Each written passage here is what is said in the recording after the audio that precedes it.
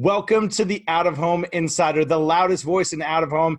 And today we've got a really special guest, somebody that I connected with not too long ago. And he's a relative newcomer, like a lot of us are, to out of home, but he's not a newcomer to technology, user experience, and he's absolutely changing the way that we interact with out of home advertising. I've got none other than Stedman Cleveland from Tada. Stedman, thanks so much for being on the show today.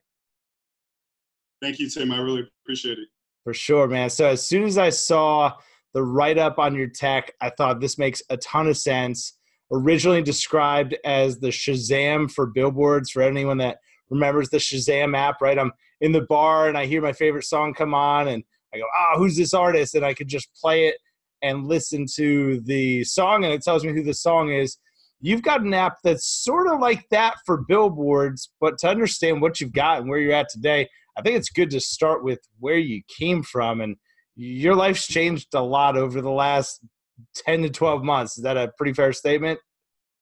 Yeah, of course. Just to go back to the origin story of kind of where we started. It was actually a trip that I took to New York. I was kind of taking a sabbatical, if you could say, of discovering what my next project would be. And from doing that, I decided to take trips. I went to Colombia, New York, a couple other places here in the States. And that's kind of where Tada started from there. I was interested in going to a Broadway show because that's what you do in New York. Absolutely. And yeah. What show were you going to go see? I know nothing about Broadway. So that was the whole point. I decided I'm going to step outside of my hotel, walk down and see what, they're advertising on the billboards and try to go from there. And so as I was walking, I found one that I thought was interesting or something that I could, was interested in watching. But I couldn't find more information about that billboard itself or the outdoor advertisement. Went to Google, went to Fandango actually originally because that's where I buy movie tickets. And couldn't find any information about that show. And I thought that was a weird or interesting to say the least in terms of not being able to access information from outdoor advertisements.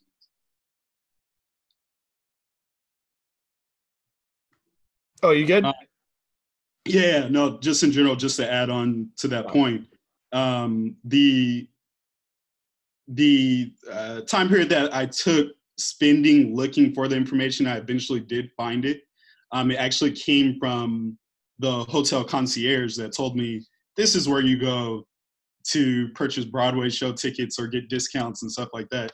And so all that fragmented information that was out there, it was disconnected. And I'm a product technology person by trade, and I had to solve it. So.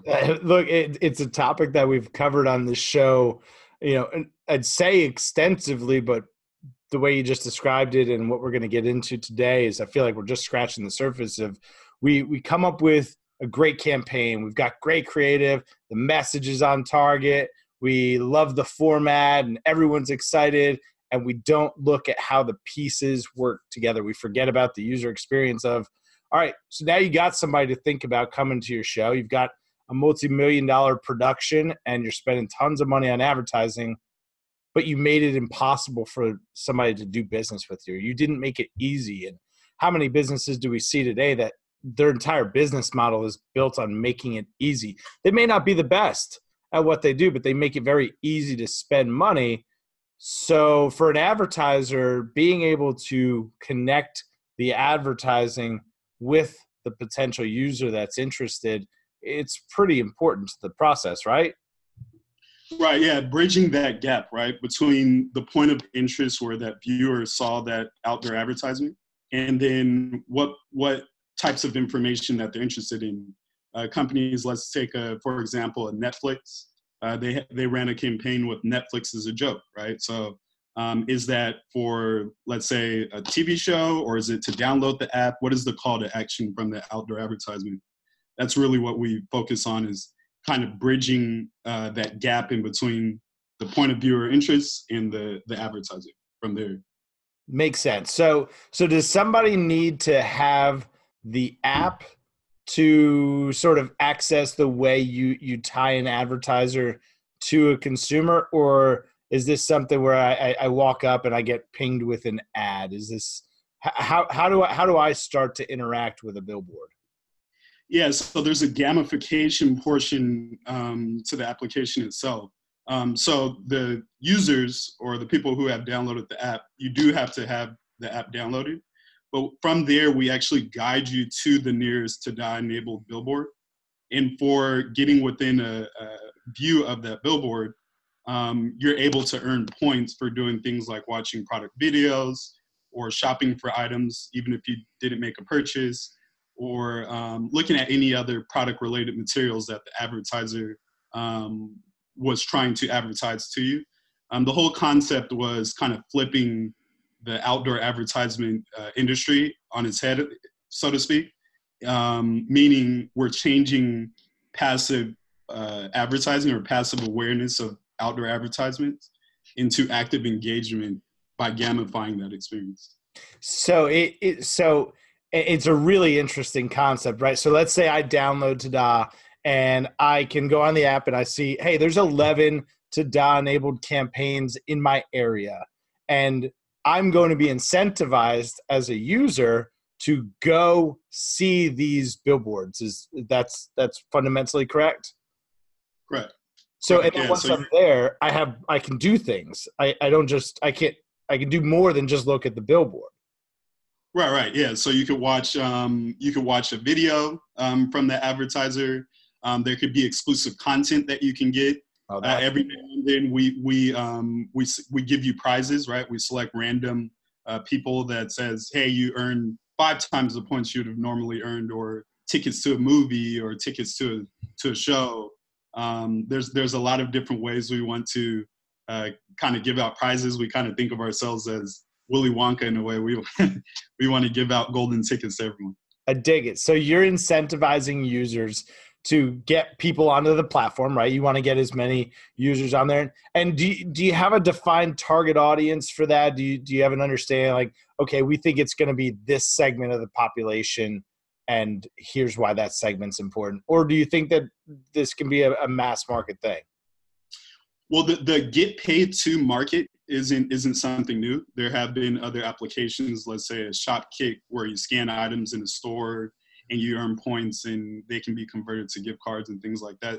So there's already, and also Ibotta is another one, but there's already a segment of the population that do like to get paid to market.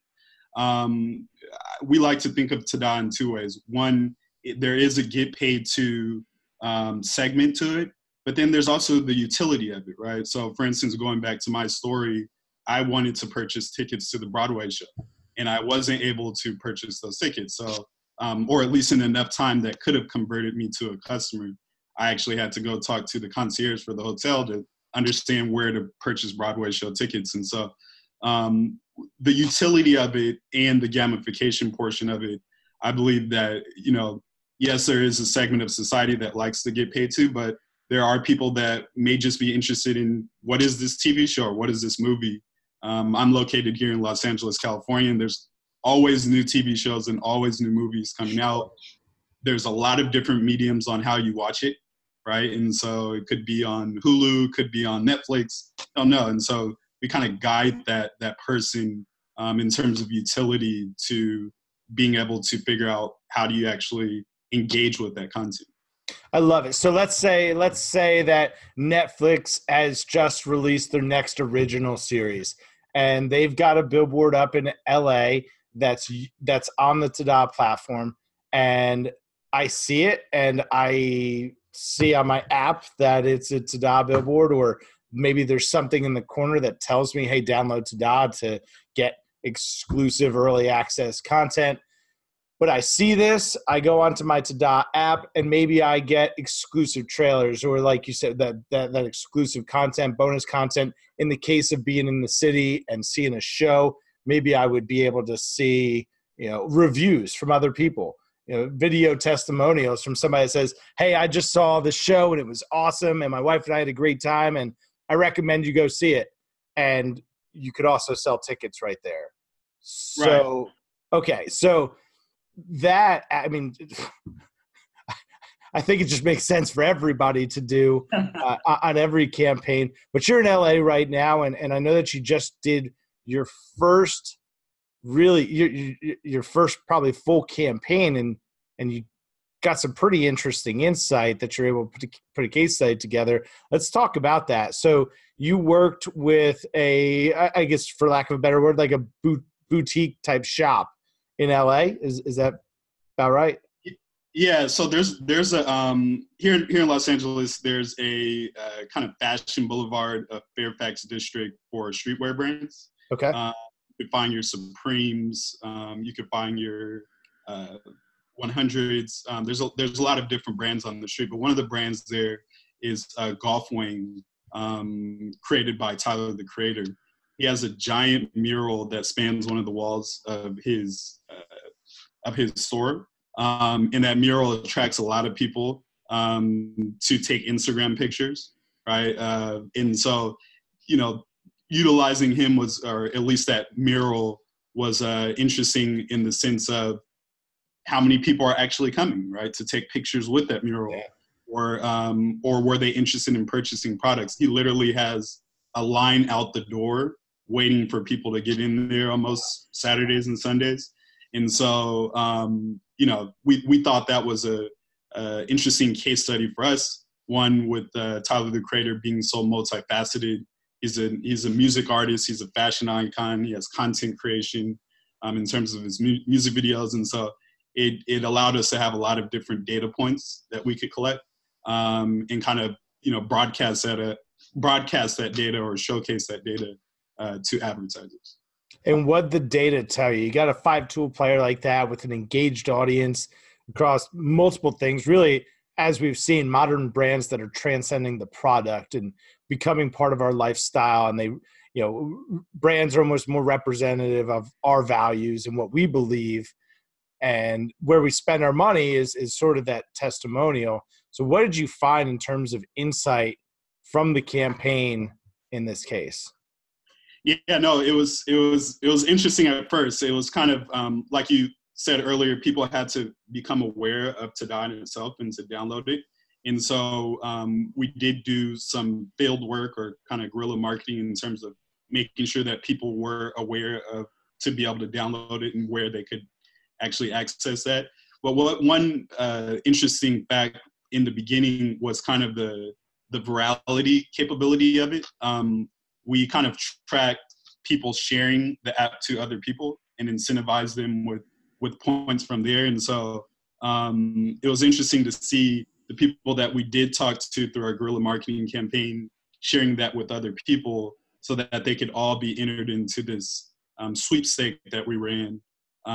We did select one winner who will be announced later on today to receive a $100 Amazon gift card for entering in this case study. But yeah, no, it was, some of the data that we collected that was pretty interesting was the time of day that people were actually engaging with it, which I thought was interesting in terms of maybe tying in-person or physical campaigns around that time for advertisers. What did you think the time was gonna be, and what time was it? So Saturdays and Sundays, at least on this street, are pretty popular. So I knew it would be a Saturday. It was 2:28 p.m. That was the time. I thought it was going to be a little bit later in the evening because there's a lot of, restaurants and things like that on that street that attract a lot of, people passing by. But 2:28, we honestly didn't know, to be honest. We kind of were just, let's see what we're going to get from it. Sure. And, in any kind of information that we can wrap our head around it, because we hadn't seen anything like this done in that way before. So we had nothing to base it on previously. And you had a lot of stuff that a Tada user could access. You had video, you had other types of content, you had the ability to purchase merchandise. Is that correct? Right from the Tada experience. What did you find from those other? So, all right, we know Saturdays, 2:28, highest rate of engagement was around that time.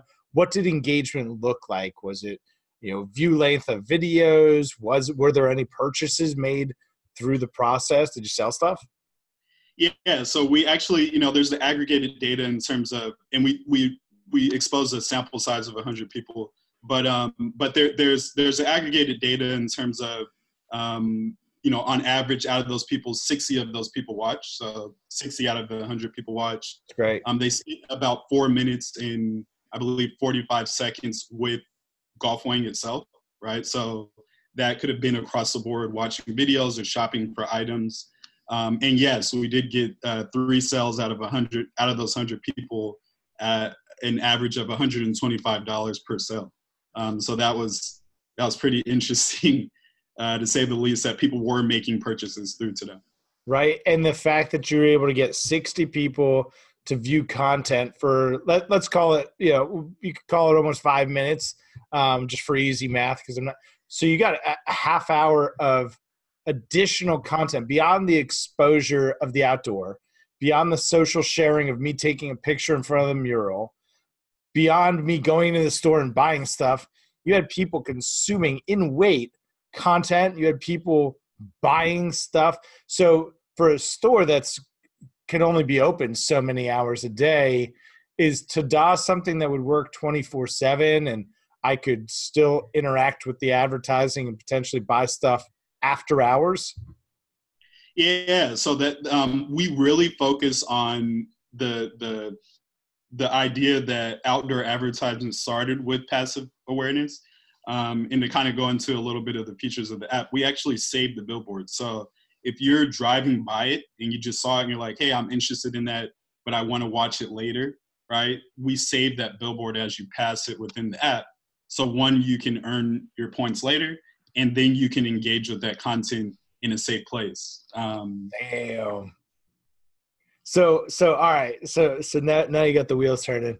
So I'm in a market where it's primarily that it's secondary roadways, main thoroughfares. We don't have a lot of pedestrian, structures or formats. So if I have a Tada user in my market and I have a client who's running a campaign using the technology, they could potentially just pass this billboard on their way to work each day and go, that looks cool. That creative's cool. Or, I'm due for new shoes. I'm due for new tires. And then when they get to work, they can open up the app and there's that Tada billboard that I passed on the way to work for this off-road tire company. And I can look at it and I can engage with the brand and the content, and I can view, videos of cool trucks doing, off-road adventures with these sweet tires. That's a tremendous advantage for anyone. We've talked on this show before about, concepts like geofencing a billboard and continuing to serve ads to people that pass it. That's just good fundamentals. This goes a step beyond that and really creates a brand experience around that outdoor. So you're in LA. We've got one now. What's next for Tada? Because I sort of need this thing. Yeah, so we're actually going to introduce 100 billboards within the month. We're hoping to get about 2,000 by the end of this year. Wow. We just want a lot of ways for people to earn points, a lot of access points for people to engage with, and really to refine the product based on a lot of different levels of engagement. We spent a lot of time making sure that the app was functioning properly and talking with, maybe hundreds of media operators and advertisers in different spectrums, either that be sales or the media operators in terms of creative. What we focus on is the AIDA model, where the attention and interest is gotten from the billboard itself. I think the creative behind billboards and outdoor advertisements is amazing. What we focus on primarily is the desire and the action, right? So we want to increase that desire, increase the amount of time that the consumer is spending with your advertisement, and then increase the likelihood that there is a conversion or an action taken from that advertisement. I love it.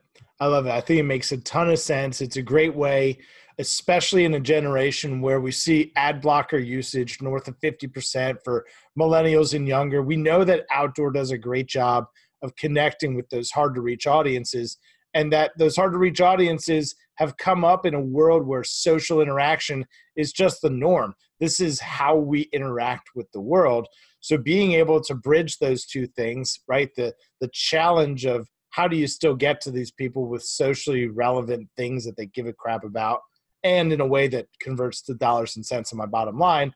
But how do we do that in a way that, you know, is scalable, and can be deployed anywhere? So if you're a brand listening to this and you're chomping at the bit like I am and chewing on ideas right now, is this something where I have to wait until it rolls out to my market? Or if I have an advertiser that wanted to do it right now, would we just need to get adoption of users in our marketplace? How easily deployed is this in a market where you're not?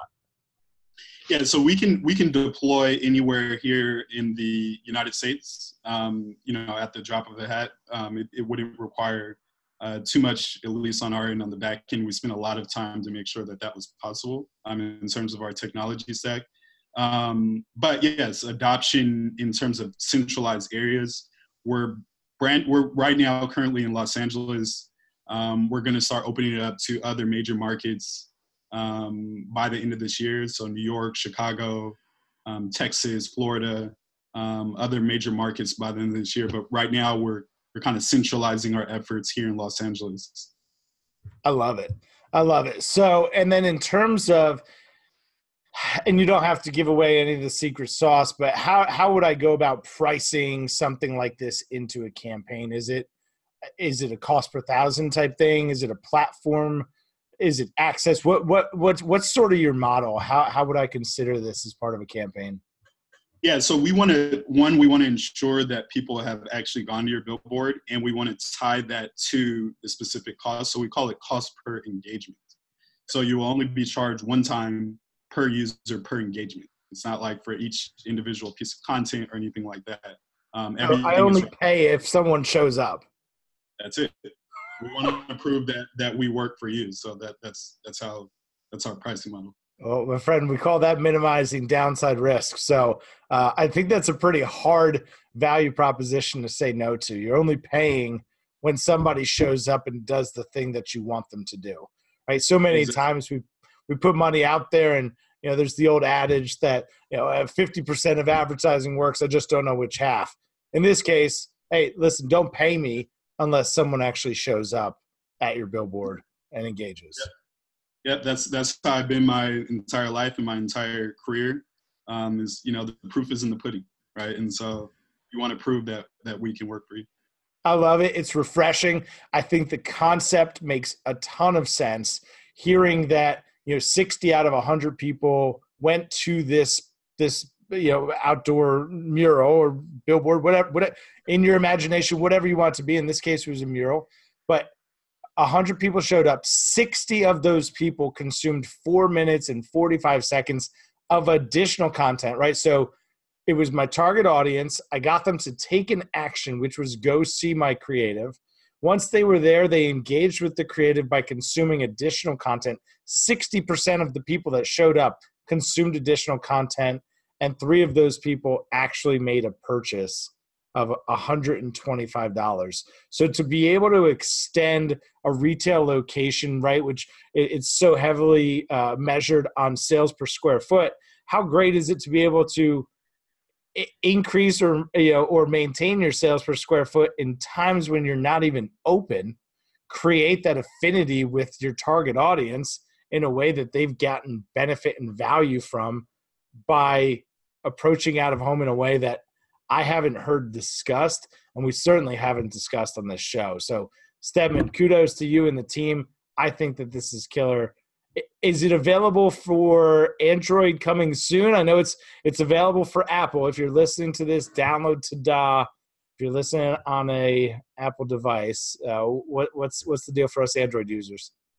Yeah, so we've gotten a lot of requests for Android. So we are working, you know, kind of pushed up our timeline to get Android out as soon as possible.